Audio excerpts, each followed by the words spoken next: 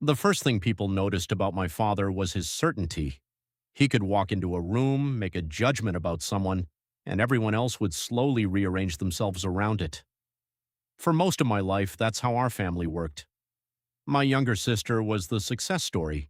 She lived nearby, she called often, she gave my father to grandchildren who fit perfectly into the picture he liked to show the world. I lived 3 states away. I worked long hours, I was divorced, and I had a 10-year-old son named Ethan who asked difficult questions because he hadn't yet learned that families sometimes preferred comfortable lies. The wedding was for our cousin. The ballroom glowed with soft lights and expensive flowers. People were laughing, taking photos, telling stories they had told at every family gathering for years. I watched my father moving from table to table, accepting attention as naturally as breathing. Ethan sat beside me, carefully stirring ice in his glass. "Are we staying long?" he asked. "Probably," he nodded. He was old enough to notice things now. Old enough to notice whose birthdays were remembered, whose achievements were announced, whose photos filled the walls when we visited Grandpa's house. I had spent years convincing myself it didn't matter. Children make that harder. Later in the evening, guests began giving toast. My father stood with a glass in his hand. The room quieted immediately. He started with the usual wedding compliments. Then, as often happened, the speech drifted toward himself. People laughed. He smiled. Then he looked directly at my sister. "To my real legacy," he said warmly. "She gave me the perfect grandchildren." Applause scattered across the room. A few people smiled. Someone raised a glass beside me. Ethan stopped moving. I looked down. His eyes were fixed on the tablecloth. For a moment he said nothing, then so quietly I almost missed it. "What about me?"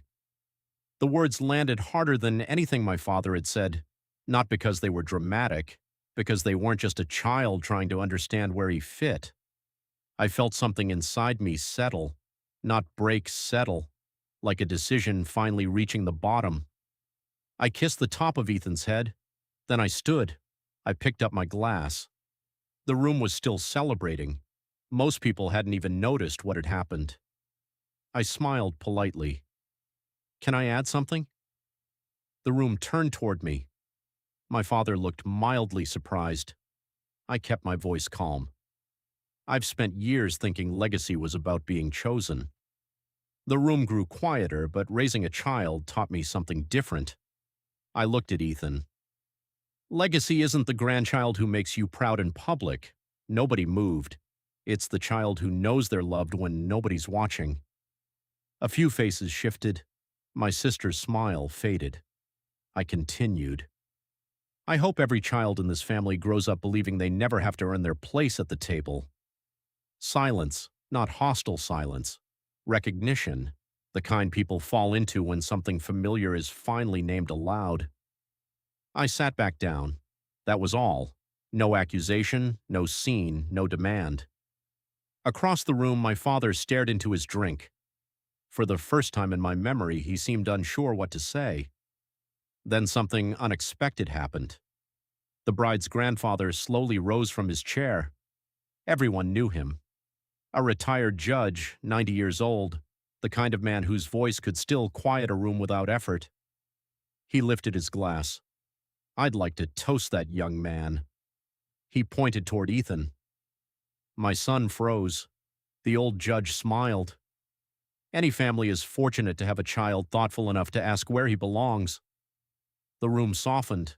People looked toward Ethan, not with pity, with attention. The judge continued, "And any parent willing to stand up for that child deserves respect." Several guests raised their glasses, then more. The movement spread through the room naturally. No one was looking at my father anymore. For once, the center had shifted. Ethan's cheeks turned red. He smiled shyly. And for the first time that evening, he sat a little straighter. The reception continued, music returned, conversations resumed.